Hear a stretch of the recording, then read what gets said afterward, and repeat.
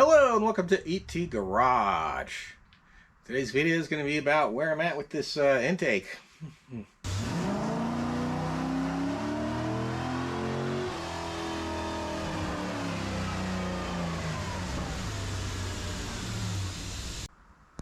Alright, like I was saying, I just figured I'd give a short update where I'm at with this intake manifold.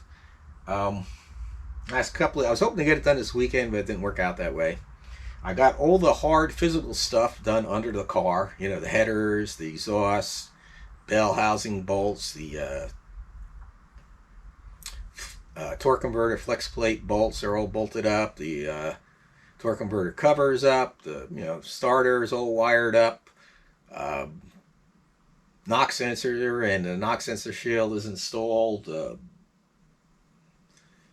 The oil temperature sensor just above the oil filter, that's installed and hooked up. So now I need to get back on this. I spent all day yesterday fabbing up this bracket right here, and then I went ahead and painted the manifold and installed it this morning. Then I went to go install the fuel injector reels, and it wouldn't clear the bracket, so I have to redo that all over. Well, I don't have to completely redo it over. I need to make a separate bracket to move it up, and in a way, the way I originally had it mounted, the manifold, it was permanently mounted from the inside, and now I got to change that so I can remove it in case I need to ever remove the fuel reel. So I need to redo that, and in the process of doing that, I need to probably have to take the throttle body and the adapter plate off and on a couple of times, and all that stuff.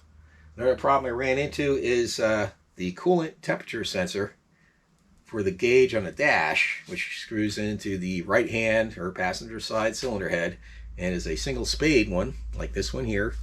The spade broke off. I don't know if this is the original one or not, but it's seen its better days. And I got a new one from Advance Auto, I believe it was. But I checked the resistance, and the resistance is different. So I went ahead and ordered a new old stock one, AC Delco GM part number, correct part number for this one. And hopefully they'll be in here at the end of the week. In the meantime, I should have this up and running before then. I'll just screw the old sensor back in temporarily, and then when the new one comes in, I'll have to drain the coolant down and then unscrew the old one and screw the new one in. But ain't that big of a deal. But, I think that's about where I'm at. I mean, I need to drop the distributor in, of course, run the spark plug wires, make a mount for the external coil and a wire to go from the external coil to the distributor. Fab up the hoses and the fuel pressure regulator. And I'm still not sure where I'm going to mount the map sensor. Originally I was going to mount it right to the manifold on the other side, but I just didn't like the way it was going to clear the fuel reels, just like I had a problem with that bracket. So for the throttle body, for the cables. So I have to get back to work on that, and I think I'm going to call it a day for now. I pretty much spent all morning installing the manifold on the block, figuring out what I'm going to do with that bracket, test fitting and painting some other brackets, and the little mounts for the fuel reels and all that sort of things. That's the kind of thing that's going on, but that's expected when you're doing a custom installation like this. That's just the way it is. It's not that big of a deal. It's just a pain in the butt and time consuming. I also need to put these front brakes back on. I had these off, if anyone's wondering. So when I installed the motor with the engine hoist, the portable engine hoist, I had clearance to get in here and drop the motor in. I guess that's about it. Hopefully, I had to do some modifications to that distributor too. I didn't like it.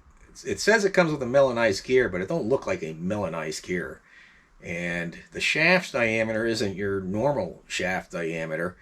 There's two shaft diameters on GM distributors, a smaller one and a larger one, and that's somewhere in between. I had a smaller one, and I just had to hone it out. 5,000. It actually took a while to hone that out with a hand hone, because you want that perfectly centered and round. And got that done. That took a while to do, so I wasted some time yesterday.